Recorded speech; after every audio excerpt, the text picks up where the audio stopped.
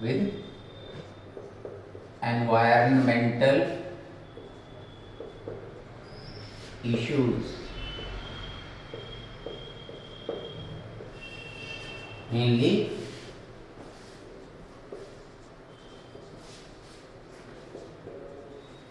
pollution. Environmental issues हम क्या discuss करना चाहेंगे? Pollution. What is pollution?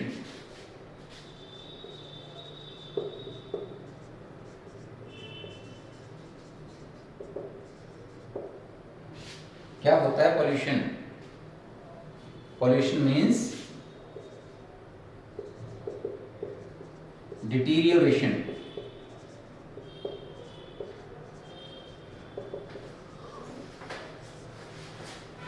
Deterioration means decrease in quality. Quality में डिक्रीज होना या और अनडिजायरेबल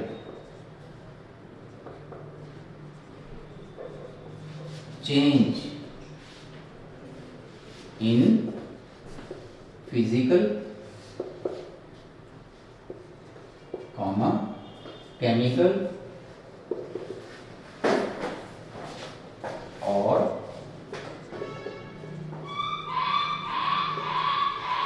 बायोलॉजिकल कंपोनेंट्स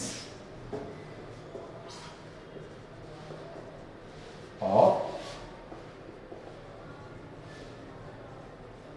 एनवायरनमेंट. हमारा जो एनवायरनमेंट है इसका deterioration means decrease in quality, इसकी क्वालिटी में डिक्रीज होना या अनडिजायरेबल चेंज. अब देखिए जो डिजायरेबल चेंज है वो बेनिफिशियल होती है, बट अनडिजायरेबल चेंज जो है कहाँ पर? फिजिकल, केमिकल और biological components of the environment. This is called pollution. इसको पॉल्यूशन कहा गया है. अब ये पॉल्यूशन हो क्यों रहा है? क्यों ये अनडिजायरेबल चेंज ऐड हुए हैं? By addition of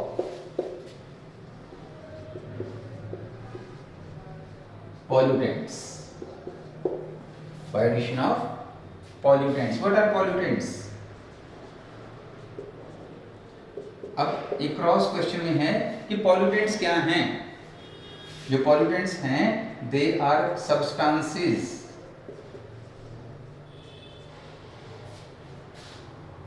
which deteriorate, खराब कर रहे हैं the quality of the environment, which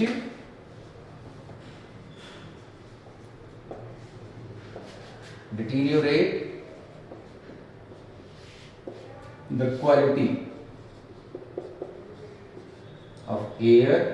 अब मैंने एनवायरनमेंट को एक्सप्लेन कर देता हूँ. एयर हो सकता है, वाटर हो सकता है और सॉइल. इनके अकॉर्डिंगली ही तो वो पॉल्यूशन बन जाएगा. अगर हमारी डिटीरियोरेशन इन एयर क्वालिटी हो रहा है, that is called air pollution. Types हैं पोल्यूशंस के. अब कोई पॉल्यूटेंट क्या हैं?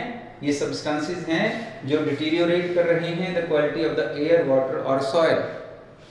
जब वो एयर, वाटर और सॉइल की क्वालिटी को डिटीरियोरेट कर रहे हैं तो वो पॉल्यूशन कॉज कर रहे हैं. हम लेते हैं types of pollution. It may be air pollution. अगर हमारी एयर की क्वालिटी में कोई डिक्रीज आ रही है, कोई अनडिजायरेबल चेंज इसमें आ रही है, कोई इसमें पार्टिकुलेट मैटर ही मान लीजिए आ रहा है, तो it is called air pollution. अगर ऐसा हमारे पानी के साथ हो रहा है, it is called water pollution. और ऐसा सॉइल में अगर ऐसा हो रहा है एडिशन ऑफ, तो हम इसको सॉइल पोल्यूशन का नेम दे रहे हैं. Air pollution. इसके साथ ही हम इंक्लूड करेंगे अब नॉइज पोल्यूशन भी, प्लस कर देंगे इसको. नॉइज पोल्यूशन कलेक्टिवली हम दोनों को लेते हैं आज के रेफरेंस में. Air pollution and noise pollution, water pollution और सॉइल पोल्यूशन. तो डिफरेंट टाइप्स के पॉल्यूशंस हैं by addition of different pollutants. अब पॉल्यूटेंट्स क्या हो सकते हैं? आपने कहा था कि सब्सटेंसेस हैं which deteriorate the quality of air. अब पैथोजन, ये जो पॉल्यूटेंट्स हैं वो क्या हो सकते हैं? Maybe living, maybe non living, कुछ केमिकल्स भी ऐड हो सकते हैं। ये केमिकल्स कहाँ से आए हैं? फ्रॉम इंडस्ट्रियल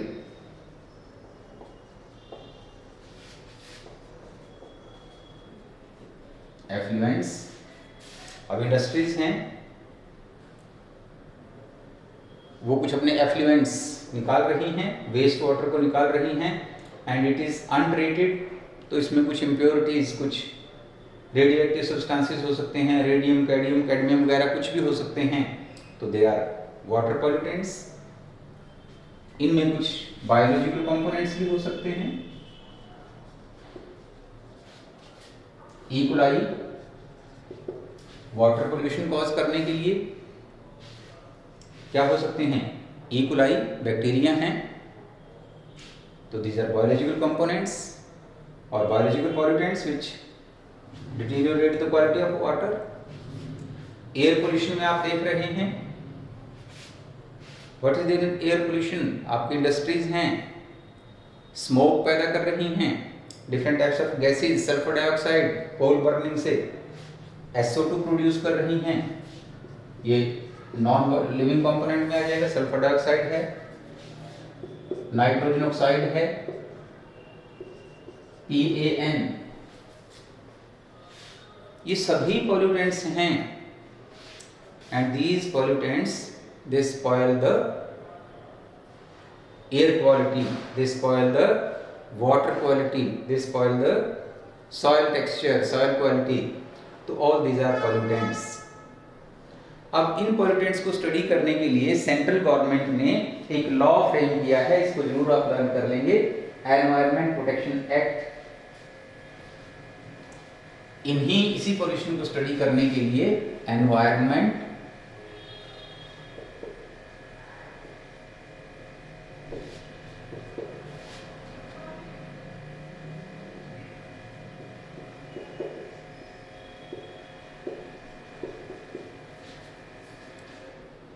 के डिफरेंट टाइप्स के पॉल्यूशंस को स्टडी किया जाए। एनवायरमेंट प्रोटेक्शन एक्ट एक बनाया गया था इन 1986।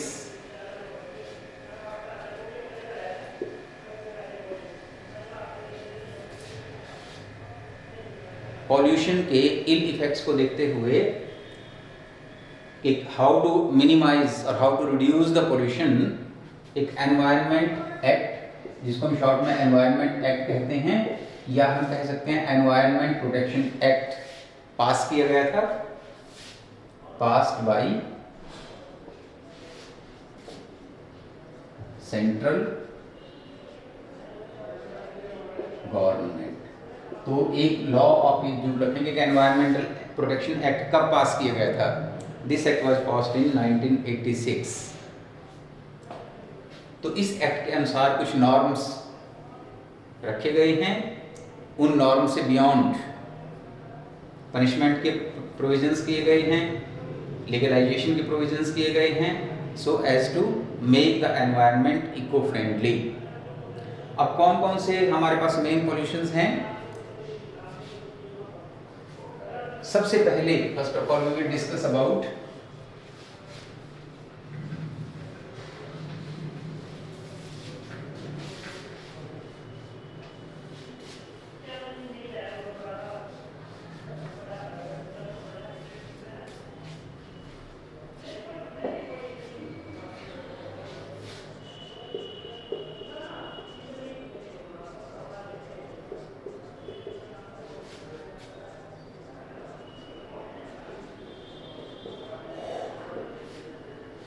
air pollution and control, means causes and control करके करिए। air pollution causes, causes क्या हैं and control क्या है, how we can control the air pollution।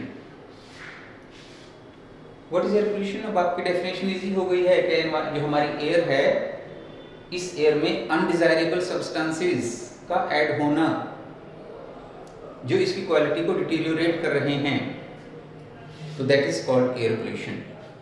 तो अगर हम कॉजेज को डिस्कस करें तो what can be the possible causes of air pollution? जो सबसे मोस्ट इंपॉर्टेंट कॉज है इट इज ऑटोमोबाइल्स।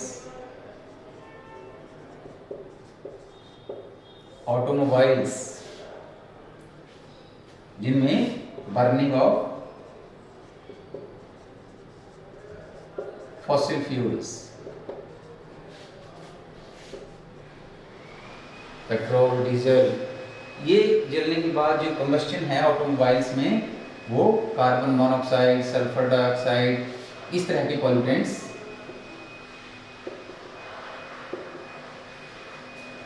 पैदा कर रहा है एयर में एंड इसकी क्वालिटी को डिटीरियोरेट कर रहा है। हमने कॉजेज हमारे को यहाँ नहीं लग रहा है कि ज़्यादा इंपॉर्टेंट हैं, कंट्रोल ज़्यादा इंपॉर्टेंट होगा। कॉजेज में फिर भी हमें डिस्कस करना है कि अगर कॉजेज हमारे दिमाग में होंगे, माइंड में होंगे, तभी तो हम कंट्रोल मेजर्स अडॉप्ट करेंगे। तो हमारे पास बर्निंग ऑफ फॉसिल फ्यूल्स है, ऑटोमोबाइल्स हैं, they are the major source of air pollution. ये एयर पोल्यूशन का मेजर सोर्स हैं। नंबर 2 और सोर्स क्या हो सकते हैं? Chimneys.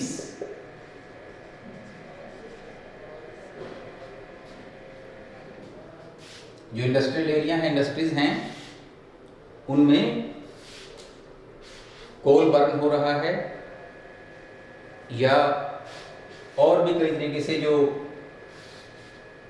Carbon dioxide, carbon monoxide like CO2 भी पैदा हो सकती है इससे। तो ये चिमनी से भी पैदा हो रहे हैं, this also causes air pollution. इनसे भी एयर पोल्यूशन पैदा हो रहा है। कुछ कंबस्शन प्रोसेसेस हैं,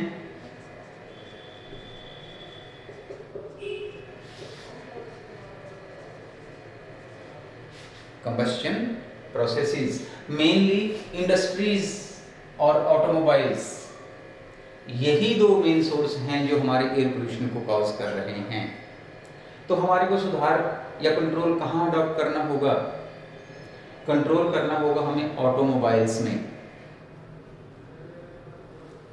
हमें कंट्रोल करना होगा चिमनीज ऑफ इंडस्ट्रीज जो हैं इंडस्ट्रीज में, क्योंकि ये बहुत सी गैसेस एमिट कर रही हैं, बहुत से पॉल्यूटेंट्स एमिट कर रही हैं, तो हमें उन पॉल्यूटेंट्स को रिमूव करना होगा।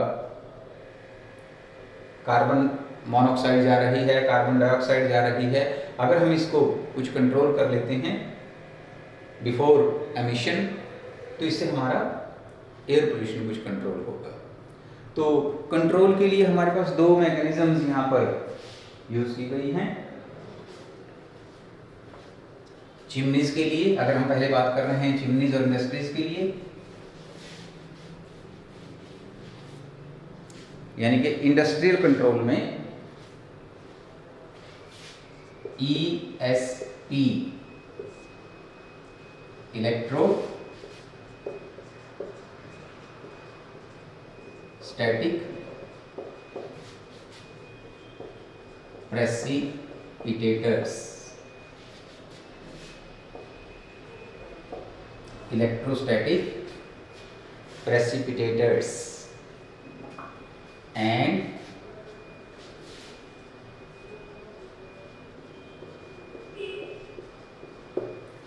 scrubbers। ये 2 डिवाइसेस हैं हमारे पास, ESP electrostatic precipitators and scrubbers which are fitted in the chimneys to minimize the air pollution। Air pollution को कम करने के लिए इलेक्ट्रोस्टैटिक प्रेसिपिटेटर्स, ये क्या होते हैं? इलेक्ट्रोस्टैटिक प्रेसिपिटेटर एक मैकेनिज्म है to control the air pollution, और इन इलेक्ट्रोस्टैटिक प्रेसिपिटेटर्स को हम इतने एफिशिएंटली यूज करते हैं,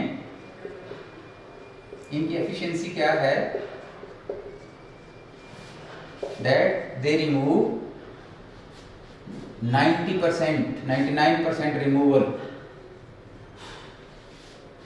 of particulate matter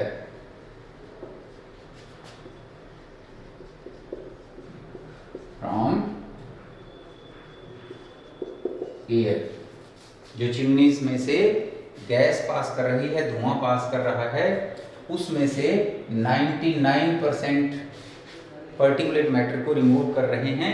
बिकॉज जो पर्टिकुलेट मैटर है, जो पार्टिकल्स हैं, पार्टिकल साइज इनका लो है, वही पर्टिकुलेट मैटर वही हमारी एयर में ऐड हो रहा है, वही एयर पोल्यूशन कॉज कर रहा है।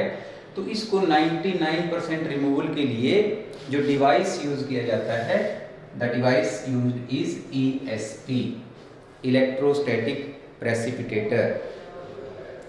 ये किस प्रिंसिपल पर काम कर रहा है? इलेक्ट्रोस्टैटिक प्रेसिपिटेटर्स किस प्रिंसिपल पर काम करते हैं? इनमें एक्चुअली इलेक्ट्रोस्टैटिक प्रेसिपिटेटर्स में क्या होते हैं? टू इलेक्ट्रोड्स,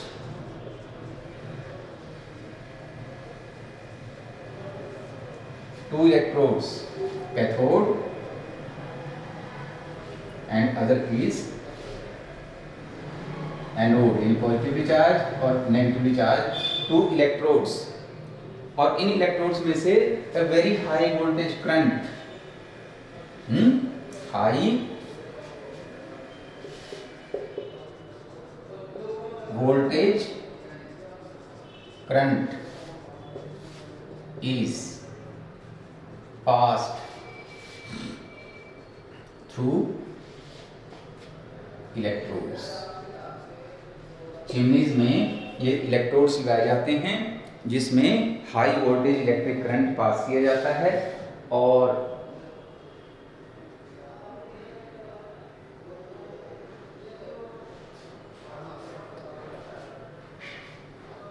ये जो इलेक्ट्रोड्स हैं इनमें से high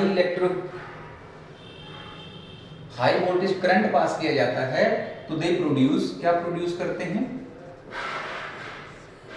corona means group of electrons. ये जो ESP है, इट इज एन इंस्ट्रूमेंट, ये एक इंस्ट्रूमेंट है ESP, इलेक्ट्रोस्टैटिक प्रेसिपिटेटर, जिसमें 2 electrodes are fitted in the industrial chimneys, and through these electrodes a very high voltage current is passed। जब इसमें से करंट पास करते हैं तो it produces a corona of electrons, and electrons you know they are negatively charged। तो ये corona जो electrons हैं, ये डस्ट पार्टिकल्स को, जो डस्ट पार्टिकल्स हैं उनको नेगेटिव चार्ज प्रोवाइड कर देते हैं। This corona of electron produced by high voltage current, जो हाई वोल्टेज करंट से बना है, जब उनमें से पास किया है तो इसमें से इलेक्ट्रॉन्स रिलीज होंगे, और ये इलेक्ट्रॉन्स डस्ट पार्टिकल से कंबाइन करके उनको भी नेगेटिव चार्ज प्रोवाइड कर देते हैं। अब जब ये negatively charge dust particles when they pass through electric field, एक इलेक्ट्रिक फील्ड में से पास कर रहे हैं जिसमें हमने कैथोड और एनोड लिया है, तो ये नेगेटिव चार्ज हैं, दे फॉल ऑन, कहाँ गिर जाते हैं, कहाँ आ जाते हैं? They fall on anode plate which is a collecting plate also. इसको कलेक्टिंग प्लेट के रूप में भी यूज करते हैं। तो जो एयर बच जाती है उसमें से डस्ट पार्टिकल्स रिमूव हो गए हैं, only hot air passes out, वो अपने आप कूल डाउन हो जाएगी, इसकी प्रॉब्लम इतनी नहीं होगी। तो जो चिमनी या हमारा कोई इंडस्ट्रियल आउटलेट है उसमें एक ESP को लगा दिया जाता है। ESP क्या है? एक इंस्ट्रूमेंट है, एक डिवाइस है that removes 99% of the particulate matter, और ये particulate matter क्या है? in the form of dust particles।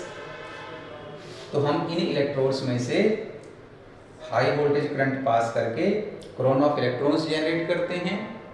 This corona of electrons makes the dust particles negatively charged, उनको नेगेटिव चार्ज दे देता है। और जब ये negatively charge dust particles pass through the electric field, तो they are collected on anode, anode पर ये कलेक्ट हो जाते हैं।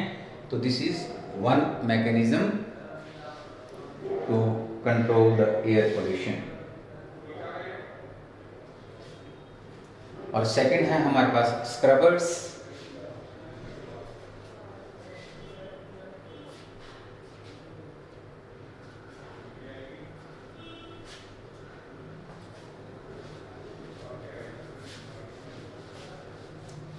ये बहुत इंपॉर्टेंट भी हैं और बहुत यूजफुल भी हैं इलेक्ट्रोस्टैटिक प्रेसिपिटेटर्स। जो एनवायरनमेंट एक्ट है उसके गाइडलाइंस में अब जो इंडस्ट्रियल आउटलेट्स हैं उनमें ये एसपीज लगाए जाते हैं। स्क्रबर्स, ये स्क्रबर्स क्या हैं? These are actually filters. ये फिल्टर्स हैं स्प्रेड विद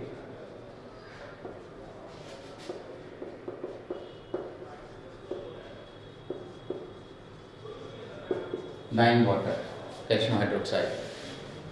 तो जो चिमनी है उसमें ये फिल्टर्स लगा दिए जाते हैं और इन फिल्टर्स पर क्या स्प्रे किया जाता है? यहाँ पर ये डर्टी एयर के लिए है,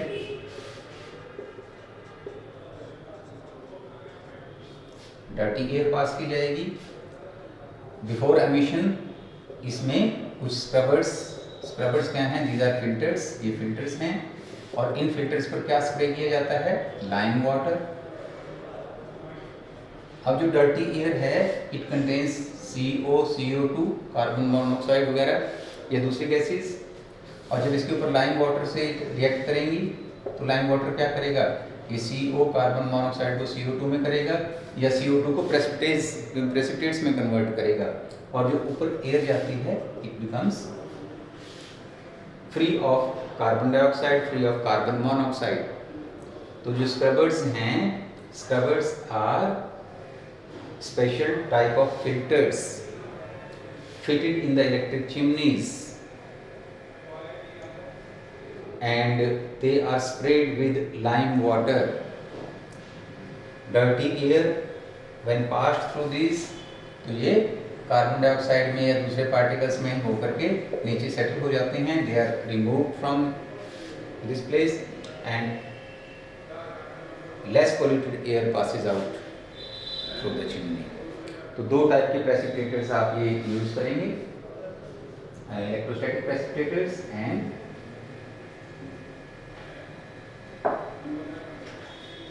देखिए अब ये स्क्रबर कौन कौन सी और गैसेस को? It can remove sulphur dioxide also, ये सल्फर डाइऑक्साइड को भी रिमूव कर सकता है। यानी कि पर्टिकुलेट मैटर के लिए हमने दो ही स्ट्रेटजीज यूज की हैं, या ESP या ये। तो जो सेंट्रल पोल्यूशन कंट्रोल बोर्ड है उसके अनुसार जो 2.5 माइक्रोमीटर्स का जो साइज है वो एक्सेप्ट किया गया है कि इससे जो छोटे पार्टिकल्स हैं दे कॉज पोल्यूशन, इनको रिमूव करना है। तो इनको रिमूव करने के लिए स्क्रबर्स एंड ESPs को यूज किया जाता है।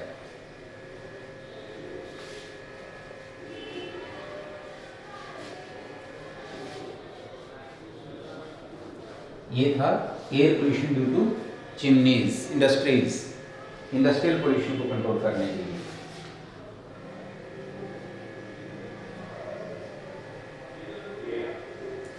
अब है कंट्रोल ऑफ ऑटोमोबाइल पोल्यूशन, जो कि मेन सोर्स है ऑटोमोबाइल्स। तो इनसे जो बर्निंग ऑफ फॉसिल फ्यूल है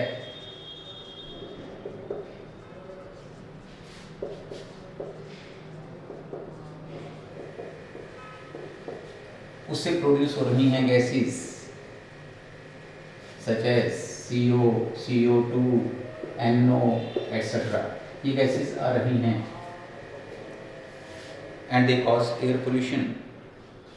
तो इनको करने के लिए एक कंट्रोल के लिए हम क्या सजेस्ट करते हैं? Lead free petrol.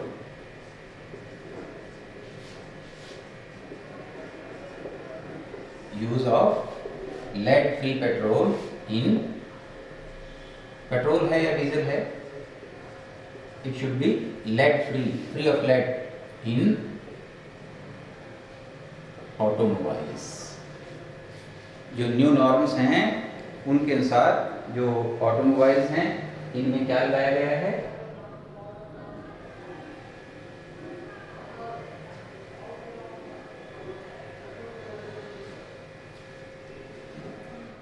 इनमें लेड फ्री पेट्रोल को सजेस्ट किया जाता है यूज करने के लिए, और साथ में उनके अंदर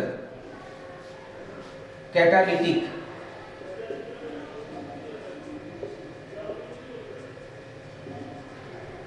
कन्वर्टर्स लगाए गए हैं। यूज ऑफ कैटालिटिक कन्वर्टर्स बहुत इंपॉर्टेंट है ये। What are catalytic converters? तो ये जो ऑटोमोबाइल्स हैं इनमें कुछ कैटालिटिक इन्वर्टर्स लगाए जाते हैं। They are fitted into the automobiles to reduce the air pollution. इनमें होता क्या है, कुछ मेटल्स होते हैं, metals, costly metals, they are used as catalysts. कौन कौन से मेटल्स हैं? These metals are platinum, palladium, rhodium.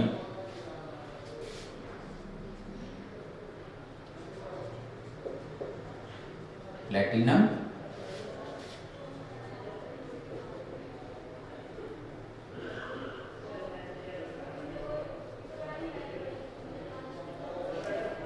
इनसे बने हुए कैटालिटिक कन्वर्टर्स जो हैं दे आर फिटेड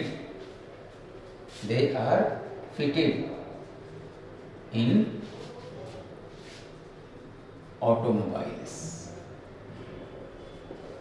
ये जो कैटालिटिक कन्वर्टर्स हैं या मेटल्स हैं, platinum, palladium and they convert, ये कैटालिटिक प्रॉपर्टीज रखते हैं and they convert unburned hydrocarbons. ये अनबर्न्ड जो हाइड्रोकार्बन्स हैं उनको बर्न कर देते हैं, कार्बन डाइऑक्साइड में कन्वर्ट कर देते हैं। Unburned hydrocarbons into CO2 and water. तो कम यूज में क्यों हैं?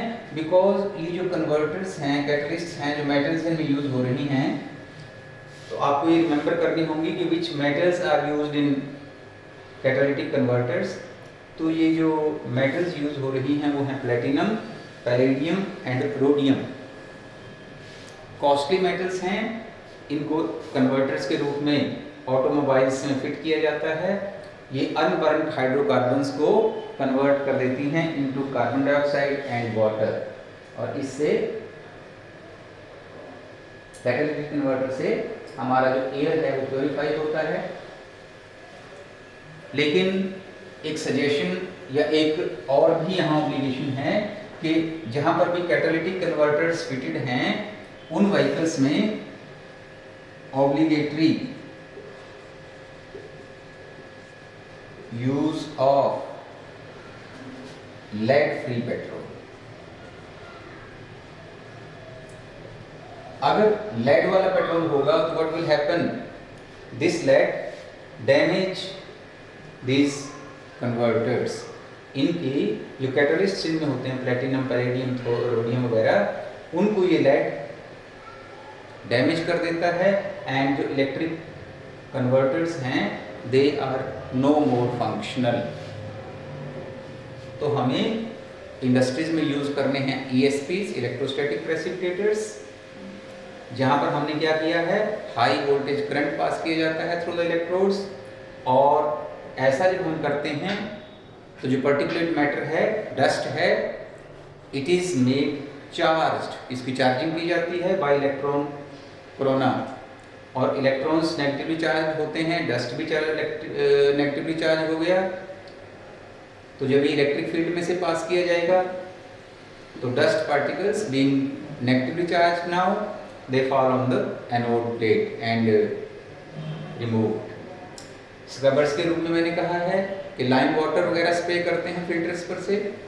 This lime water converts carbon monoxide and carbon dioxide into less harmful water, उनमें कन्वर्ट कर देता है। या कार्बन मोनोऑक्साइड को कार्बन डाइऑक्साइड में, because carbon monoxide is more harmful. और तीसरे हैं हमारे पास ऑटोमोबाइल पोल्यूशन को कंट्रोल करने के लिए जहाँ पर मेन पॉल्यूटेंट्स हैं carbon monoxide, carbon dioxide, nitrogen oxide, pan, तो इनको रिमूव करने के लिए हम सजेस्ट करते हैं कि lead free petrol should be used. और नंबर 2, ये लेड फ्री तो इसलिए सजेस्ट करते हैं क्योंकि आजकल जो ऑटोमोबाइल्स हैं उनमें कैटालिटिक कन्वर्टर्स ऑलरेडी फिट किए गए हैं। इनका प्रिंसिपल क्या है कि इनमें कुछ कैटालिस्ट्स यूज किए गए हैं। ये कैटालिस्ट अनबर्न्ड हाइड्रोकार्बन्स को कन्वर्ट कर रहे हैं into carbon dioxide and water, जिससे हमारा जो एयर उसमें से पास कर रहा है इट गेट्स प्योरीफाइड। तो एयर पोल्यूशन को कंट्रोल करने के लिए यही 3 methods, catalytic converters, ESPs and scrubbers, इनको ही डिस्कस करेंगे। और अगर हम ब्रीफ में बात करें एयर पोल्यूशन में ही एक और है नॉइस पोल्यूशन। क्या होता है नॉइस पोल्यूशन? एक एम्बिएंट साउंड जिसके डेसिबल्स, साउंड को हम डेसिबल्स में मेजर कर रहे हैं। अगर बहुत ज़्यादा हाई डेसिबल की साउंड परसिस्टेंटली हमारे सराउंडिंग में है तो एयर पोल्यूशन के ही साथ हमारे साथ ऐड हो रही है और कॉज कर रही है noise pollution.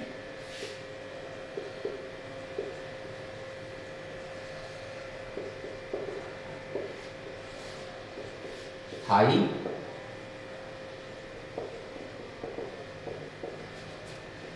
decibel sound it causes noise pollution। जब एक एरोप्लेन टेक ऑफ करता है तब भी बहुत हाई डेसिबल्स की साउंड प्रोड्यूस कर रहा है, नियर अबाउट 150 डेसिबल्स, जो कि साउंड पोल्यूशन या नॉइस पोल्यूशन कॉज कर रही है। इसके लिए नॉइस पोल्यूशन या prevention and control of air pollution 1981 में ये ऐड किया गया था। नॉइस के लिए एयर पोल्यूशन के साथ ही 1981 में ऐड कर दिया गया था, एयर पोल्यूशन के साथ इसको, ताकि इसको कंट्रोल किया जा सके। अब इसके क्या हार्मफुल इफेक्ट्स हैं? मान लीजिए कि नॉइस पोल्यूशन हो रहा है, what are effects of noise pollution? अब जैसे एयर पोल्यूशन के मैंने इफेक्ट्स आपको बताया कि लंग डिजीजेस हो जाएंगी, प्लांट्स में बहुत सी क्लोरोफिल रिलेटेड डिजीजेस पैदा हो जाएंगी। उनके बारे में ज़्यादा डिस्कस नहीं किया गया है बुक में भी, तो आपने स्ट्रेस उन्हीं पॉइंट्स को करना है जहां NCERT ने स्ट्रेस किया है। तो पॉल्यूशन, एयर पोल्यूशन को कंट्रोल करने के लिए नॉइस पोल्यूशन क्या है, इसके इफेक्ट्स क्या हैं? अब देखिए एयर पोल्यूशन से क्या हो सकता है? हाई BP हो सकता है, इंसोम्निया कॉज कर सकती है, नींद ना आने की प्रॉब्लम, मेंटल इरिटेशन,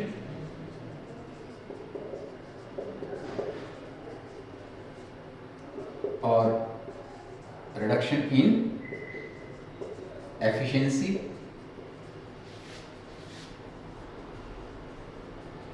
कुछ भी हो सकता है। आपका जो पेशेंट है या पेशेंट नहीं है, एक नॉर्मल पर्सन है, वो बीमार है, वो अलग बात है, उनमें भी high BP, insomnia, mental irritation, reduction in efficiency कुछ भी हो सकते हैं नॉइस पोल्यूशन से। तो इसके लिए एम्बिएंट एनवायरनमेंट प्रोवाइड करना होगा। द वर्ड एम्बिएंट एनवायरनमेंट, जहां पर साउंड के जो डेसिबल्स हैं उनको लिमिट किया जाता है।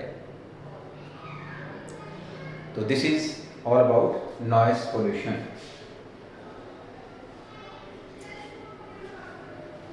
दिल्ली में इस एयर पोल्यूशन को कंट्रोल करने के लिए दिल्ली में CNG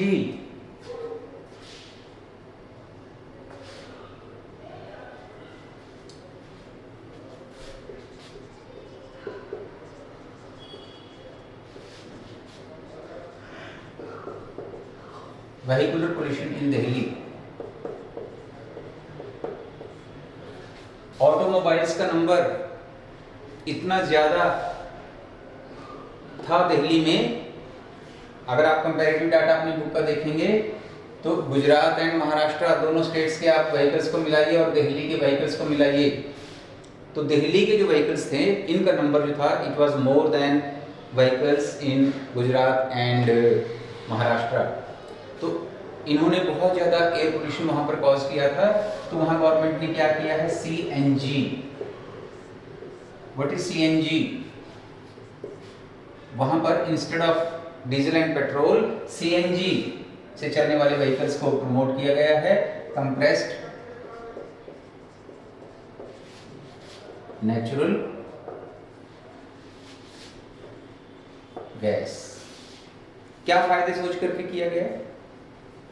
जो CNG है इसमें क्या बेनिफिट था? जो CNG है इसके एडवांटेजेस क्या थे?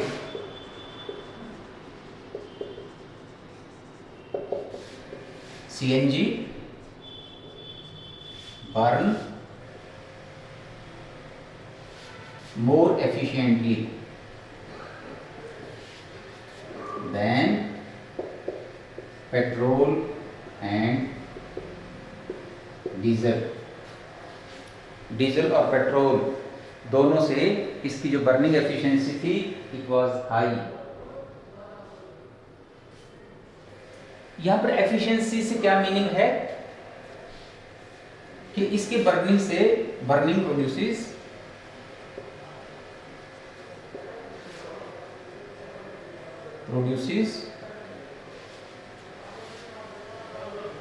Less unburned hydrocarbons. मेन जो पोल्यूशन हो रहा है it is due to unburned hydrocarbons. तो CNG से अनबर्न्ड हाइड्रोकार्बन्स कम से कम बचते हैं, तो इससे पोल्यूशन कम हो रहा है, रिड्यूस हो रहा है।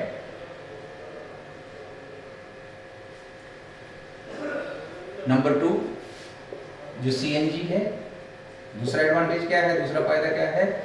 Cheaper than petrol and diesel. Petrol को निकालना या रिमूव करना गाड़ी में से इजी है या CNG को? Not easy to siphon off. Petrol या डीजल को आपकी गाड़ी में से निकाला जा सकता है, बट इसको साइफन ऑफ नहीं किया जा सकता, नहीं निकाला जा सकता। और देयर इज ए प्रॉब्लम कि जो पेट्रोल एंड डीजल हैं उनको एडल्ट्रेशन की प्रॉब्लम भी आती है, उनमें मिलावट हो जाती है, adulteration. No chances of adulteration. Adulteration means कोई मिलावट पेट्रोल में। आपको पता है कि पेट्रोल को एडल्ट्रेटेड कर दिया जाता है, डीजल को एडल्ट्रेटेड किया जाता है, but there are no chances of adulteration in CNG like petrol and diesel. तो ये एक केस स्टडी की गई थी दिल्ली में, जब ये देखा गया कि वहाँ पर नंबर ऑफ व्हीकल्स बहुत ज़्यादा है, पॉल्यूशन को हम अदरवाइज कंट्रोल नहीं कर सकते, ना गाड़ियों को ही रोका जा सकता है, तो वहाँ पर ये कंपलसरी कर दिया गया था कि इनमें यूज़ किया जाएगा CNG, कंप्रेस्ड नेचुरल गैस। क्या फ़ायदा इससे रियलाइज किया गया कि CNG से जो बर्निंग एफिशिएंसी है वो बहुत हाई है पेट्रोल और डीजल से। हाई इन द सेंस कि CNG produces less unburned hydrocarbons. Unburned hydrocarbons यहाँ कम से कम बन रहे हैं, बच रहे हैं, चीपर है than the petrol, not easy to siphon off and no chance of adulteration like petrol and diesel. तो इसलिए आजकल वहाँ पर चलने वाली हर एक जो गाड़ी है वो CNG से ऑपरेट हो रही है। इस केस स्टडी पर CNG पे क्वेश्चन आता है कि CNG क्या है, क्यों इसको प्रमोट कर रहे हैं।